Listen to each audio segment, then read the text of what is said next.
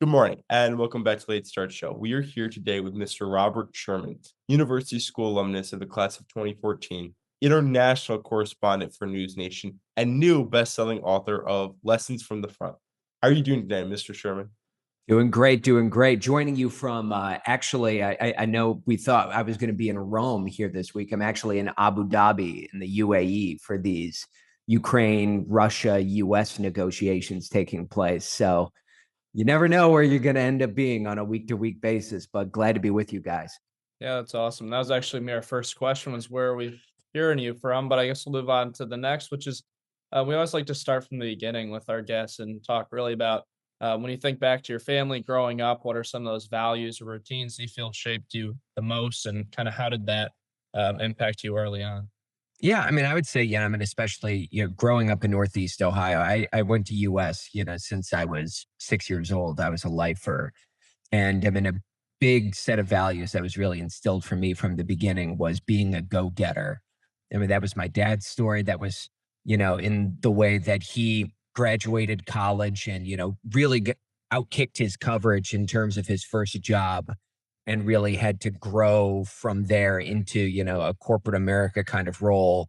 And then my mom was kind of the same story in which she, was an attorney and then ended up, instead of joining a big law firm, ended up starting her own practice with her dad. And I mean, that has always been the value that's been instilled in me is that if you really want something, sometimes you have to go out and build it. Sometimes because no one's going to give it to you. And I mean, I think that is a value that I carried through US, carried through college, have carried into my career. And I think that it's so important, in order to have that drive within. And then I think the other thing as well is, and whenever you walk out of a room, what do you want people to take away from what you brought into that kind of environment? And I really just try and tell everyone, I mean, be a good person as much as you can. You have no idea how much that helps you when people are rooting for you, when you treat others with respect and in turn they want to support you. I mean, I suppose that you can go through life and succeed being a jerk. It's a lot easier being a good person. And I promise you that there's no weakness in kindness. Was there a moment early on, maybe just as a child, where you kind of realized that you were drawn to the news, storytelling, just understanding the way that like kind of the works overall? Yeah, I would say that, I mean, from an early age, I mean, that was something that my parents and I would always do is, I mean, we would sit around the television at night and watch the news every evening, especially, I mean, when I was growing up, it was the war in Iraq and the war in Afghanistan that everyone was so interested by. And I remember watching those nightly newscasts about what was happening in the world. Ironically, going into war zones was never something that I thought I was going to do. I just assumed that was a position that was out there, but it was never going to be something for me. I always wanted to be in sports television. And so, I mean, I remember being in high school watching the Northern Illinois versus Iowa football game. I think it was on ESPN. And, pretending to broadcast the game from my living room and do the play by play commentary of it. And I fell in love with that. And that was when it was really instilled in me that a career in broadcasting, a career in television was what I was hoping to do. And then it was just a matter of fine tuning interests. And I mean, it started off in sports and it evolved a little bit more into current events and news.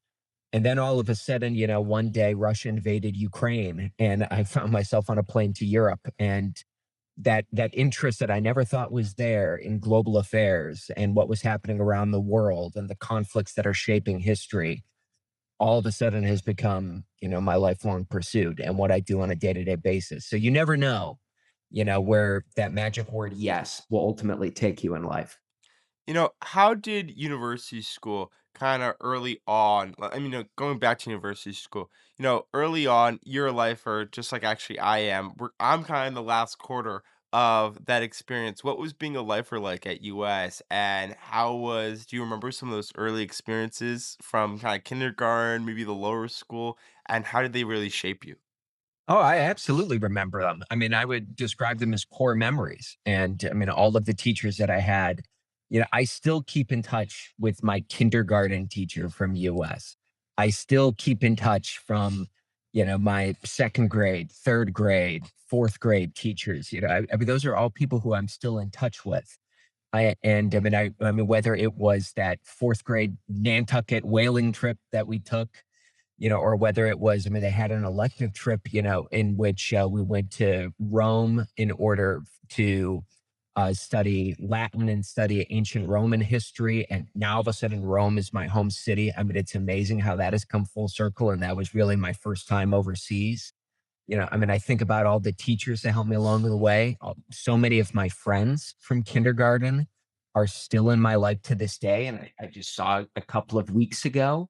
I mean, US is my whole upbringing story, I would say. And I mean, it really made me the person that I am. And I think that what makes US so different than any other place, and there are a lot of great schools that are out there, a lot of great institutions. The US really has the unique ability to unlock the organic, true self of who young people are. And I see it again and again, in which people feel very confident pursuing their dreams, pursuing their interests. This is the only school that I've ever seen in which the starting quarterback could also be the lead in the musical. And I mean, I saw that, play out, when I was, at US, and you don't get that opportunity elsewhere. I mean, half of our offensive line in high school was in the glee club. I mean, you just don't see things like that in other places. But I mean, it gives the opportunity for people to really unlock their passions and interests in a way that most other places you wouldn't necessarily get that opportunity. So US is my life story, and I'm so proud to be a US alum. And you mentioned, going back to some of those experiences at US, maybe extracurriculars. You mentioned you started in sports. I believe you actually started USPN. Is that true? That is correct. That So, is correct. how With did with a those couple other guys, Freddie Supis and Anson Holland, and we all got that off the ground when I was in high school. That's awesome. And how did that idea start? I mean, I would imagine it was kind of like the podcast, just start an experiment and eventually figure a little bit out. Yeah, I mean, it's one of those things in which, I mean, when you start from nothing, I mean, everything is a hurdle, right? Which is what I'm sure that your guys' experience has been, with a podcast. It's like, okay, we're starting a podcast, we're starting, a TV network at a high school. We have nothing. Okay, well, we need a camera. Okay, so you're able to get your hands on a camera that someone has lying around. Okay, now you need microphones. Okay. Well, I mean, you go to the Best Buy store, now you got microphones. Okay. But now you need a way, a streaming platform. And, I mean, that was, the element for me was researching different companies, looking for different groups in order to go through in order to start this. And now, I mean, I'm sure that there's a lot more do-it-yourself platforms that are out there. I mean, back in what, 2012, 2013, I mean, you really had to go through other companies, but I mean, starting from the ground level, begging friends in order to give up their Saturdays in order to be the cameraman at the football game or stuff like that. I mean, it's like running a small business, with no, profit element to it. I mean, just purely the experience and the joy, of doing what you do. And I mean, that launched me. And I mean, I tell everyone is just that, I mean, those experiences that I had at US, that's where I really got my start. And, having experience in the media space is much more important than studying theory or what you read in, a course room textbook. It's about hands-on experience and actually doing the work. And US was unbelievable through the Stronad program of just saying, okay, you have this idea, let's work through a budget. We're going to give you the tools to get this off the ground if you're prepared to provide the elbow grease in order to make it happen. That was the deal, and it's like I had to make it happen. They provide the, tools in order to make it happen. And all of a sudden, I mean, we were broadcasting every football game, just about every basketball game, did a couple of hockey games. I think we did one at where the Cavaliers play now is Quicken Loans Arena, when I was a student at US.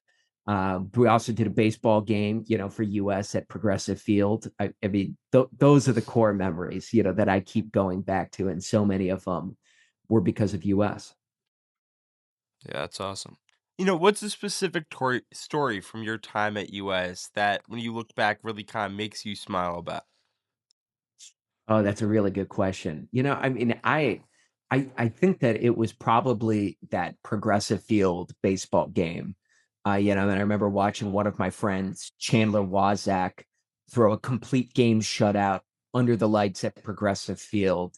You had I mean, every kid at US was at that game. The game was against Gilmore.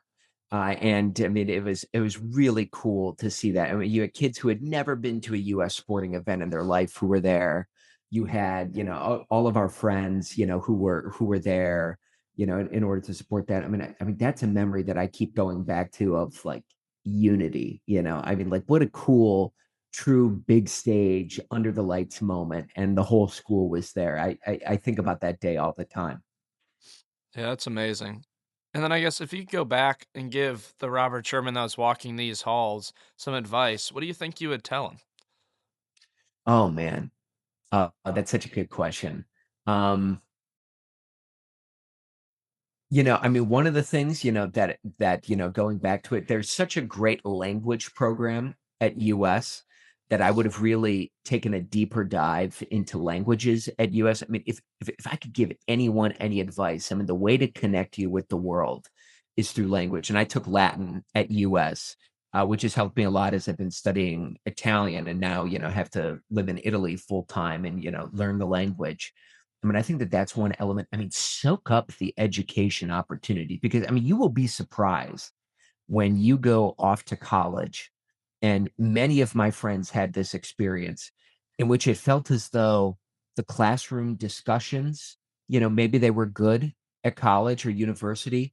They weren't as good as the ones that we were having in junior or senior year English classes.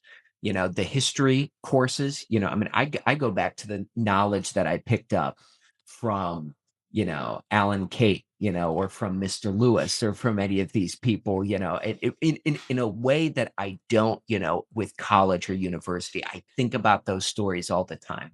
It is an unbelievable educational opportunity. So, I mean, even not just languages, but history, but English. I mean, the people who crafted my writing the most, every time that I write a story, in my career, I think about the writing cadence, that I was taught by Mr. Stevens or Dr. Bonin at US. It's just like, okay, that word should go here. That builds the sentence out better. I still think about that all the time. So, I mean, it is a once in a lifetime education opportunity. Soak it up in any way that you can, wherever your passions are. We're looking at an Alan Kate test today We are for last block. For which class? A A push. AP US history. Yeah. All right. Well, buckle up. Yeah, They're not easy. I'll tell you they're that. not. No. So I guess moving on now to DePaul and that chapter of your life. What about that place felt like the next step for you? And how did you choose your major? And then I guess when studying that subject, how did that kind of teach you how you think now? And how did that lead you into your first job? Yeah, I mean, I would say it's just that DePauw, I mean, almost every step of my journey has been defined with following the opportunity, wherever it may be. And if I could give that advice to young people, it would be that follow the opportunity. Don't necessarily follow the big names. Don't necessarily follow stature, prestige. Follow where you have opportunity. And DePauw offered great opportunity that they had a radio station, TV station, but they didn't have the huge competitive programs, such as Syracuse or Northwestern from the standpoint that, I mean, you might be, you know, quite literally waiting in the wings for 2 to 3 years until you get the opportunity to really be involved in a lot of these programs. Whereas DePauw, I was broadcasting DePauw football games my first weekend at college. I was anchoring the sports and news programs my first semester of college. You don't really get those opportunities in most places. And so, I mean, that was the great element of DePaul for me is that it was just a wide open pasture.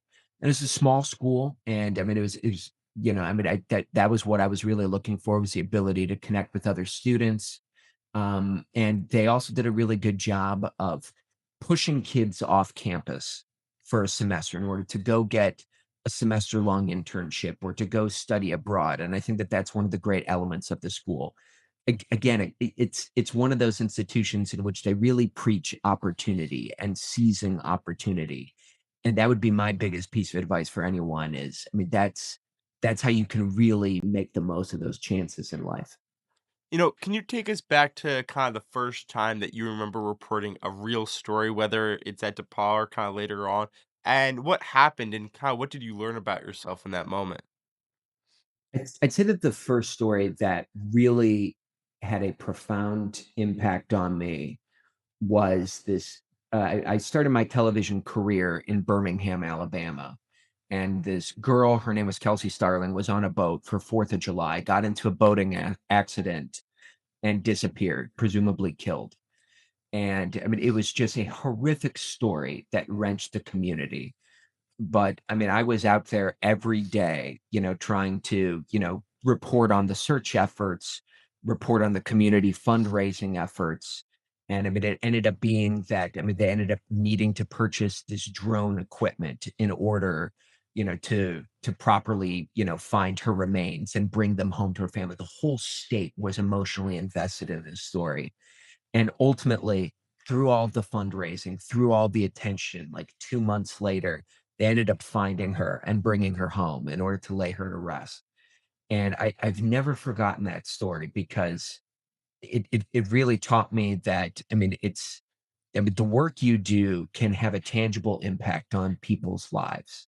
And I think sometimes that gets lost in the media ecosystem is that there's such a focus on content and clicks and subscribers and likes and comments. But the work that we do is meant to better people's lives, whether that's to inform their perspective of the world, whether that's to help, bolster productivity or positive change in a community or something like that. That is the ultimate goal. And in many cases, I think that the media industry has lost its way, yet that it has that element, it has that ability to impact people on the ground level. That was a big reminder for me. And it's something that I really carry with me, whether it's going into Ukraine, whether it's going into the Middle East. I mean, it is people that are at the heart of every story that we cover. Yeah, that's awesome. And you got an opportunity with Fox News Channel. And when that opportunity came up, what was your mindset going into that? And what was that first experience like with a large network like that? Yeah, I mean, it was an opportunity, there's that word again, following the opportunity to be boots on the ground at a lot of the biggest stories that were happening around the country. So I mean, what my role was is that I would, travel around the country with my own camera, with my own video and editing equipment, shoot interviews, edit interviews, get them off to the correspondent by the time that they arrived at the breaking news scene and get them set up. And then I would report for a lot of the Fox owned and operated affiliates in major markets, whether that would be like Philadelphia or Orlando, Tampa, Phoenix, Atlanta, Minneapolis, any of these places. And that is what really stoked my interest in the world, I would say. Is just, I mean, whether it was, I mean, gosh, over 2 years, probably covered 6 hurricanes, covered wildfires, covered the US-Mexico border, covered the Derek Chauvin trial, covered the Virginia gubernatorial race, the Georgia Senate runoffs, and of course, all this was happening during COVID as well. I mean, it was just an out of this world kind of experience, and what a crazy 2 years to live in. But I mean, that was the chance in order to really be there, when a lot of these major events were happening across the United States. And it was my first time traveling on airplanes that much, first time, seeing so much of the country in such a capacity. And that was when my curiosity really started to, be broached a little bit as to exactly what is out there, what different perspectives exist, how different and how beautiful of a country we have.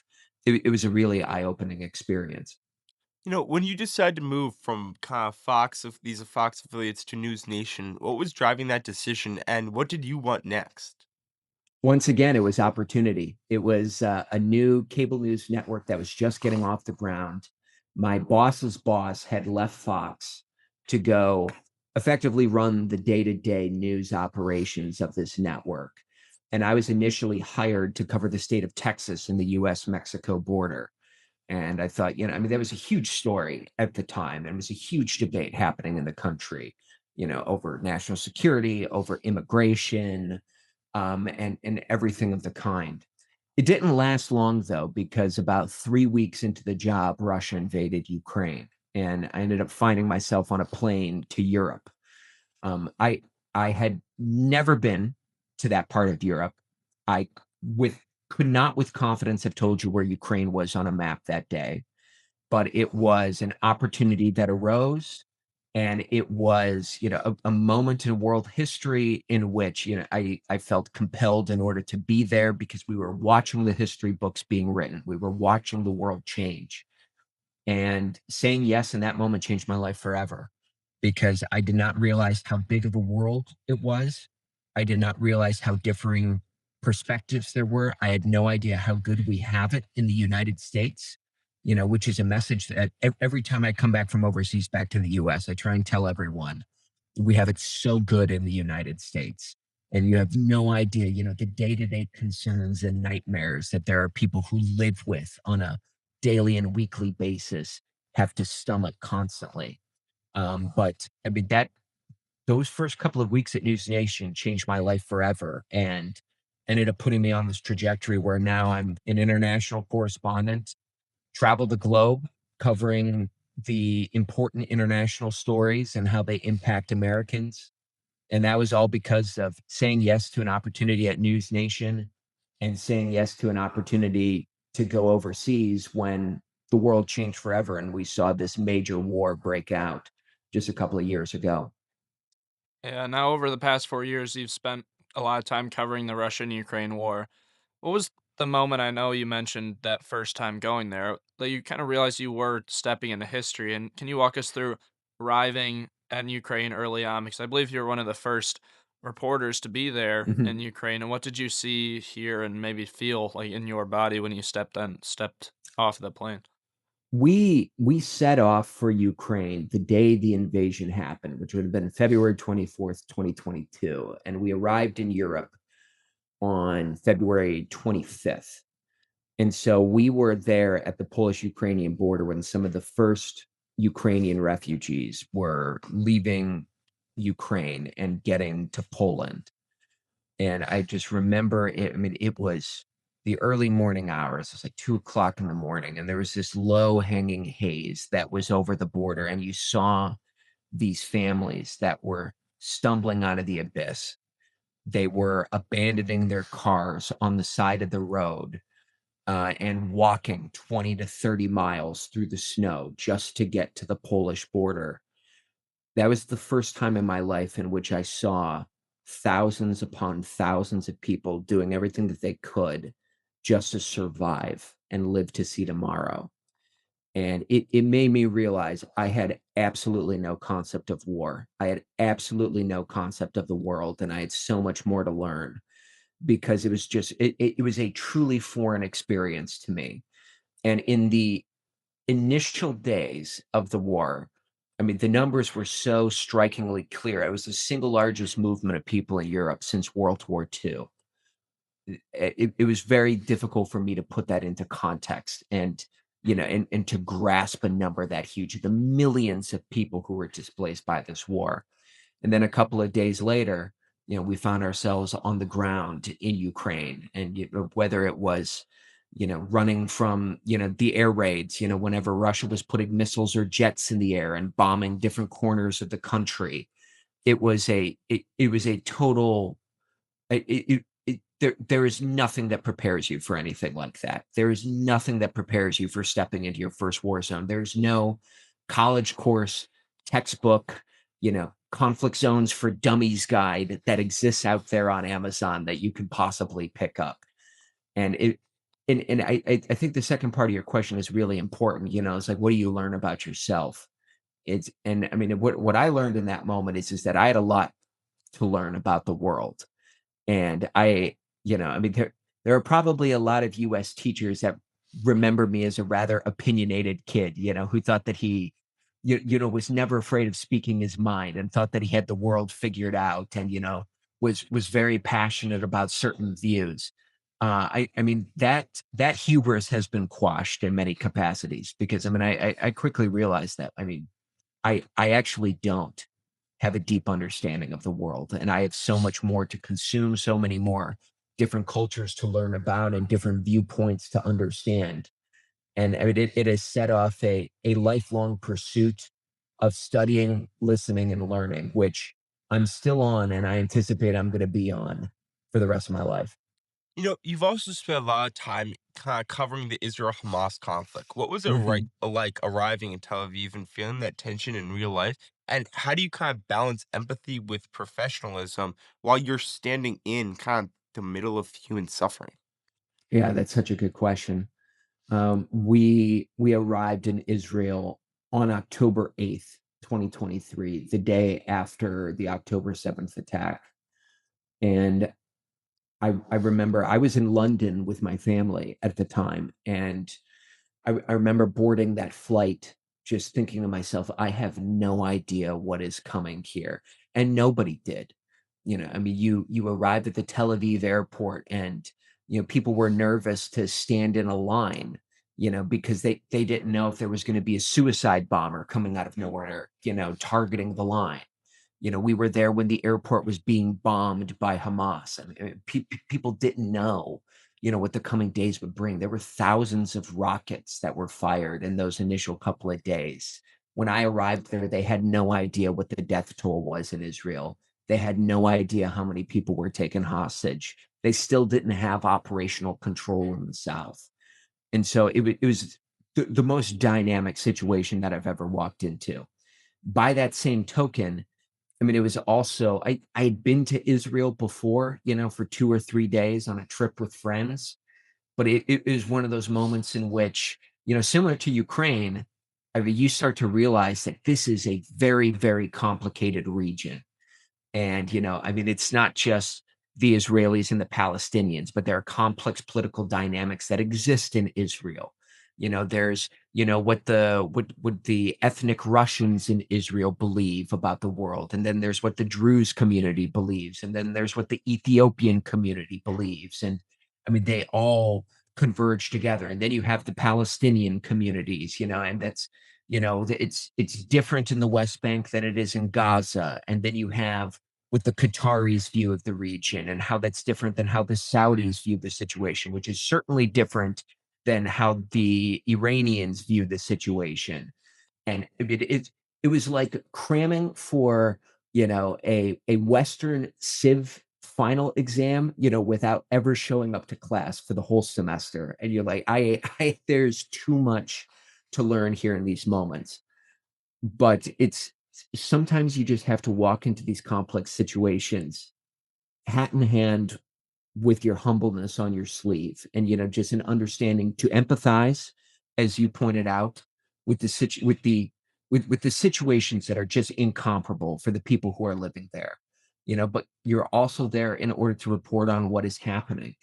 And it's a side of the industry that you don't see, in which there are a lot of nights in hotel rooms in which you're parsing over what you saw that day, or the things that people said that really had an impact on you. But I mean, we're there to serve a purpose, and we're there in order to try and share information and help the American public understand what is happening. And that job and that role comes first. Yeah. And reporting in these complicated situations, how has that shaped your outlook on humanity? Has it made you more hopeful, cynical, or maybe a complicated mix of both? Ironically, I would say that I have never been more optimistic in humankind, and the reason that I say that is everywhere that I have been, I have seen goodness in people. I've seen it in Ukraine. I have seen it, in the Russian diplomats that I have met. I have seen it in Gaza, meeting the people there. I have seen it in Israel. I have seen it across Europe. I've seen it across South America. I have seen it across the United States of America in spades again and again. And I think that there is such an emphasis that is placed on the divisiveness of the United States and of the world. And I completely understand that, because I mean, that is what you see firsthand. But every community that I go to, I see people truly focused on their family, their community, their children, putting food on the table, having a better tomorrow, and everything else is really noise. And I see people believing in their hearts that what they are doing is for goodness and to make the world a better place. Some are misguided. Some are making the wrong choices, and it's not me to say what is the right choice or the wrong choice, but I mean there's differing points of view out there. But I've never been more optimistic because I believe just getting back to an understanding that everyone, what's best for their community and wants what's best for their loved one. If you just remember that, then you can see the goodness in everyone. Um, I would also say that a lot of the experiences that I've had have really humbled me and made me, take stock of what is important in life. The first time that I got caught in a rocket barrage in southern Israel, where we only had a couple of seconds in order to take cover, and we're hearing these rockets cracking right over our heads.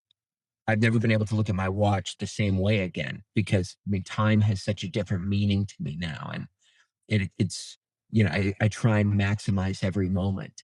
When I was in the airport and people in Israel and people were doing anything they could to get home on October 8th to put their lives back together, to find their loved ones, quickly realize that your home and everything you've known in your upbringing in life can be rocked and destroyed at a moment's notice, and you can never take it for granted.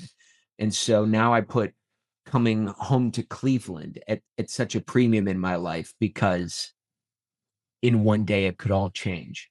Those were not lessons that I anticipated that I would learn going overseas and covering a war zone, things that have connected me more to my home and to my upbringing and to the little things in life.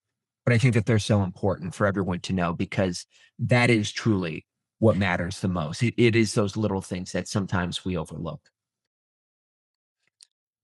In 2025, you spent a month in Rome, which now you're living in, but you were covering at the time the death of Pope Francis and then the conclave. What was it like to be in a city where history, I would have to imagine, felt alive every hour?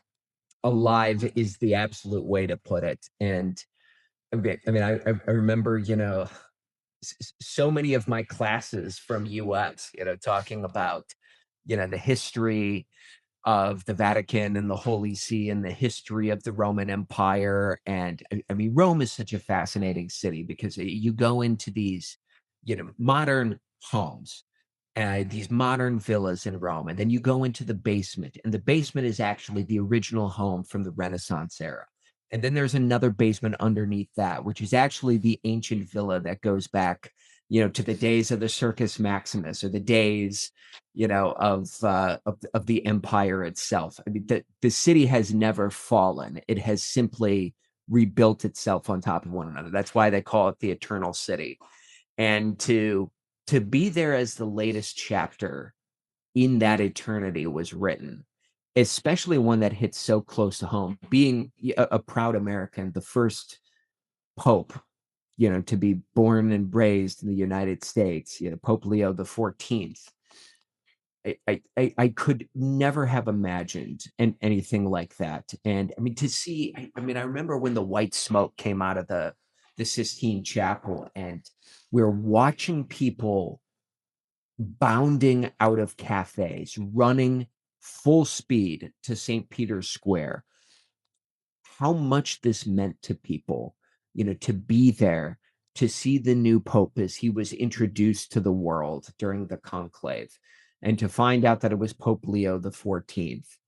It's a moment that I'll never forget. And then, I mean, a couple of days later, he had his first media event, and he was doing a quick meet and greet with reporters. And he was walking down the center line, shaking hands, and I got a quick question into him, do you have any message for the United States? And it ended up going viral and was picked up by People Magazine and the Daily Beast and all these different tabloids, from across the country. It was part of my 15 minutes of fame, I suppose. I mean, that is a core memory. I'll never forget that. And I think it's so funny how full circle it is that my first time overseas was with US to Rome to Italy back in seventh grade. And now it is my current home. it is where, such a big part of my story has been written and where I'm hoping many more chapters unfold over the coming years. So, I mean, I'm never going to forget that. You've been able to ask questions to Pope Leo XIV, people on the ground in Israel and Gaza. You've flown aboard Air Force One as a part of the press pool. Is there a question that you didn't ask in a big moment, an interview, kind of a press conference that still stays with you, or maybe a moment that you wish you could have kind of asked more? Oh, that's such a good question. First of all, very impressed by the homework you guys have done on all of this. You know my entire resume, start to finish. I'm really impressed by that. I would say, if there's, another question that I could have asked. Um, a couple of months ago, I was actually at the Ukrainian presidential palace meeting with President Zelensky of Ukraine. And I mean, we were talking, extensively, about the situation in Ukraine, the state of negotiations.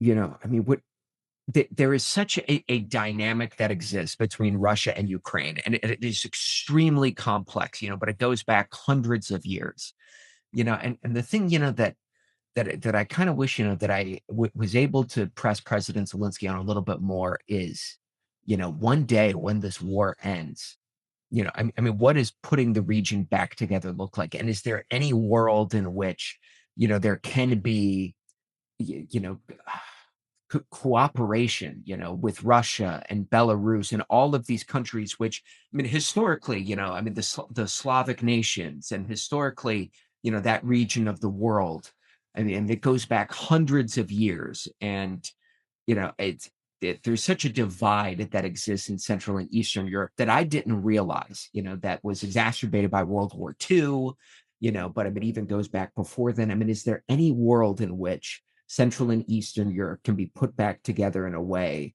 that there can be cohesiveness and that there can be, I mean, like like some kind of peace throughout the region, because everyone is so focused on the day to day right now in the present moment, and how dynamic the world looks. I mean, I'd give anything, to have a few more minutes with President Zelensky because, I mean, he's a fascinating guy to talk to, and his story of how he became president of Ukraine. And I mean, he has certainly been, whatever you think of him. I mean, I know that there are some in the American public, that aren't big fans of him or whatnot. I mean, I, what I think is unmistakable is that, I mean, the guy's been dealt a pretty unbelievable set of cards right now. And it is not a job I want in order to lead a country like that. So any opportunity to spend more time there, I mean, I'd be extremely grateful for. I mean, and I think that that's the thing that I'm most grateful for in my career is I have ended up in some of these rooms, that a kid from Cleveland, Ohio feels as though deep down he has no business being in, whether it is, the papal conclave shaking hands with Pope Leo XIV, or whether it's inside the Oval Office or on Air Force One with the President of the United States, or whether it's Ukrainian presidential palace or in Hamas's tunnels in Gaza, or whether it's on United States aircraft carrier during active operations against the Houthis in Yemen. I pinch myself every day, that I get to do this for a living. Even today, being in Abu Dhabi, as we have these huge negotiations taking place between Russia, Ukraine, and the US. I would have never imagined that this would be my life story growing up in Cleveland, Ohio, and being here to this day. Yeah. And you just recently released a book on all of that called Lessons from the Front. So congrats on that. And I would have to imagine that it kind of gave you a chance to reflect and write things down and kind of, like I said, reflect on your experiences. So what was that experience writing that book like, and how did it let you kind of look back on what you've been through? Yeah, I mean, I wrote almost every word of it on airplanes, because I mean, I always found myself, on transit to and from different places. And that was seemingly the only time in which, I was able to get my thoughts together a little bit. But what I was talking a little bit about before, um, I mean, the lessons that I've learned overseas, the biggest ones have not been geopolitical ones. They have not been, lessons about, how the world is, how it should operate, the dynamics. Those are all part of the learning journey. The most important lessons that I've learned is how important my upbringing in Northeast Ohio was. the lessons that are most important is, how grateful I am to have a supportive family and a supportive community in places such as US, for example. The lessons that I've learned is time is finite and you only get a certain amount of time and opportunity on this planet and you have to make the most of it. And you never know what is going to come in your life. Those are the biggest lessons that I've taken away. And so I really hope that it resonates with young people because I mean I I do not come at this, through the lens of an expert. I was a 25-year-old kid who was in his quarter life crisis and had no idea where his life was going the day that Russia invaded Ukraine. And just by saying yes and being open to new opportunities and experience, my life changed forever. And it changed forever in the most positive and enlightening way that it possibly could. And I am so grateful for that. And I hope that everyone gets that opportunity at some point in life, that they have the opportunity to stand at a fork in a road, say yes or no, and they make the choice to lay it all on the line and say yes. And they reap the rewards and benefits of a life of fulfillment in a way that they can never possibly imagine. That's my hope for everyone. And I hope that some of the lessons that I learned along the way as I was digging deep and found myself in the deep end of the swimming pool can help resonate with young people. You know, what do you kind in the end of the day, what do you want your legacy to be? Not just as a reporter, but overall as a person who really kind of just tried to tell the truth. Yeah, I mean, I do think about that a lot, and I think that that is the big thing there is, I mean, when I leave this planet one day or when I leave this space, it's someday. I mean, I'd like people to be able to say, I mean, Robert Sherman, always made a good faith effort, in order to get the story right, to lay things out in a way that was equitable and understandable for people to, try and make sense of a complicated world. And, for every fault that Robert Sherman may have had, I mean, at least he had his character and integrity. I mean, that's what I'm really hoping that people walk away with. And I hope that that's the case for everybody else, as well. As just that. I mean, they can take anything away from you in this day and age, but they can never take away who you are. And one day you're going to have to stand there and look in the mirror, and you're going to have to be proud of the reflection that you see. And I really hope that you are proud of the reflection that you see one day. That's my hope for everyone. Because I mean, at the end of the day, that's all that we're left with. And you have to be proud of the journey that you've been on, what you have done, where you are going, the way that you have grown, the way that you continue to grow, and the impact that you left behind. That's my hope for everyone is that they can look in the mirror and feel proud of the man or woman that they've become. Well, Mr. Sherman, finally, as our last question that we ask in every episode, what is your why? The reason you kind of keep showing up, staying objective under scrutiny, telling human stories with empathy from Ukraine to Gaza to that moment in Rome where the world kind of watched you shake the Pope's hand. What really has carried you through it all, and what is the reason you kind of keep on keeping on? My why is to understand this beautiful, complicated world that we live in. Because growing up, going to US, going to DePaul, there were many days in which I would look at the headlines in newspapers, look at the political ecosystem, and I would say to myself, it's easy. The solution is easy. It is a black and white, simple world that we live in. And if only people would do X, we would have a Y place. But when you stand on the ground in southern Israel a couple of days after the October 7th attack, when you stand in Ukraine and you look a mother in her eyes as her little girl is sitting next to her and she keeps putting her hand over her ears every time she hears the word home because it's too painful of a word to hear and she can't go home anymore. When you meet people who hold on to their last train ticket to their hometown because it's now a place that they can't return to because it's occupied by another country. When you stand in Gaza and you meet the children of Gaza who run up to you, and despite everything they've been through, the only thing that they're hoping that you've brought with you is chocolates in order to give them. That's the only thing that they're hoping for. The world looks extremely complicated.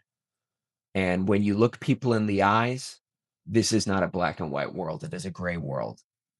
And I've quickly realized that there are so many things that I don't understand.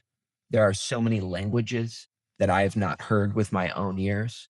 There are so many communities that I have not had direct contact with, that I don't understand their perspectives, that I don't know their perspective. My why is to try and understand everything. And that is an ambitious goal, which I anticipate is probably going to take me the rest of my life in order to get there. But that is my lifelong pursuit: listening, learning, understanding, and trying to make sense of this complex world that we live in. Well, Mr. Sherman, it's been great having you on the show today. Thank you so much for taking the time to share your stories and insights and experiences with us. To our listeners, thank you so much for tuning in, and we hope you'll join us next Wednesday for another episode of The Late Start Show. Thank you, Mr. Sherman. Thank you for having me. Appreciate it.